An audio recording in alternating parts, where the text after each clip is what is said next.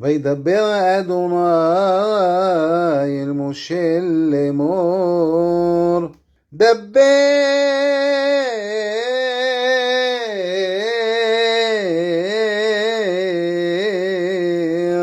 אל בני ישראל לאמור, אישה כי תזריע וילדה זכר, וטמאה 7 ימים כי נידת נבותה תטמא, ומיום השמיני מול בשר עורלתו, 30 יום ו3 ימים תשב ודמי טהרה, בכל קודש לא תיגע, ואל המקדש לא תבוא עד מלאת